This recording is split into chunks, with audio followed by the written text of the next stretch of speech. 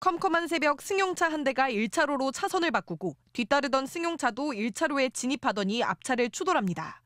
운전자와 동승자들이 중앙분리대 옆에서 사고 수습에 나선 지 10분여. 1차로로 달리던 고속버스가 그만 이들을 덮치고 맙니다. 이 사고로 2명이 숨지고 1명이 다쳤습니다.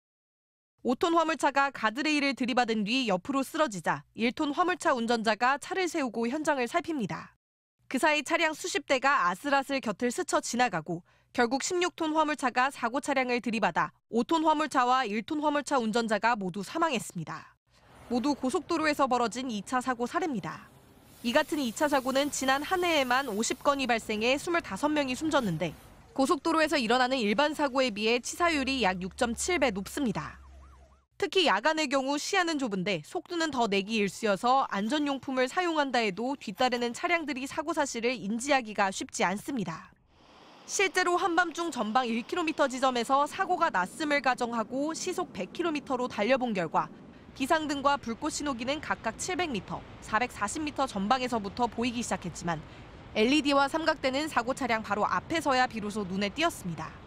피하거나 멈추기엔 시간도 거리도 부족하다는 이야기입니다. 한국도로공사는 고장이나 사고가 발생했다면 비상등을 켜고 트렁크를 열어 다른 운전자들에게 경고한 뒤 안전한 곳으로 대피해야 한다고 강조했습니다. 사고의 책임 소재를 따지기 위해서 차량 주변에서 머물러 있는 경우가 많은데요. 후속하는 차량에 의해서 2차 사고로 인명피해가 커질 수 있으니까 항상 대피를 신속히 하는. 도로공사는 또 사고 차량을 가까운 휴게소나 졸음쉼터 등으로 옮기는 고속도로 긴급 무상 견인 서비스도 운영 중이라고 설명했습니다. MBC 뉴스 이혜선입니다. 차량 앞부분이 종이장처럼 구겨졌습니다. 다른 차량은 앞유리가 산산조각이 났고 범퍼도 떨어져 나갔습니다. 오늘 새벽 0시쯤 경기 안성시 평택제천 고속도로 제천 방면 남한성 나들목 근처 1차로를 달리던 스포티지 차량이 오른쪽 차로에서 앞서가던 렉스턴 차량을 들이받았습니다. 이후 뒤에서 달려오던 산타페가 사고 현장을 덮쳤습니다. 스포티지 차량 운전자인 20대 남성은 심정지 상태로 병원에 이송됐지만 숨졌고 렉스턴 차량 승객인 여성 2명도 머리 등을 크게 다쳐 병원으로 옮겨졌습니다. 경찰은 1차 사고 뒤 승객 일부가 차량 밖에 나와 있다가 2차 사고를 당했을 가능성에 무게를 두고 사고 경위를 조사하고 있습니다. MBC 뉴스 양소연입니다.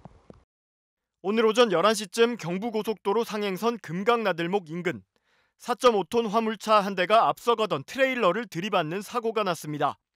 추돌 사고로 화물차들은 비상등을 켠 채 1차로에 멈춰섰고 운전자들은 내려 각자 어디론가 전화를 거는 모습입니다. 잠시 뒤 운전자들은 사고 차량을 그대로 세워둔 채 대화를 나누다 고속도로 밖으로 빠져나갑니다. 그 순간 뒤에서 1차로를 달려온 검은색 승용차가 그대로 화물차를 들이받습니다. 엄청난 충격에 주변엔 뿌옇게 먼지가 일었고 거의 한 바퀴 돌아 멈춰선 승용차는 심하게 찌그러졌습니다. 앞서 화물차 사고에 대한 신고를 받고 출동한 경찰이 2차 사고를 목격하고 달려가는 모습도 보입니다. 이 사고로 50대 승용차 운전자가 크게 다쳐 심정지 상태로 병원으로 옮겨졌지만 숨졌습니다. 경찰 관계자는 사고 현장은 시야 확보가 안 되는 커브길은 아니었다며 블랙박스 등을 확보해 정확한 사고 경위를 조사하고 있다고 밝혔습니다.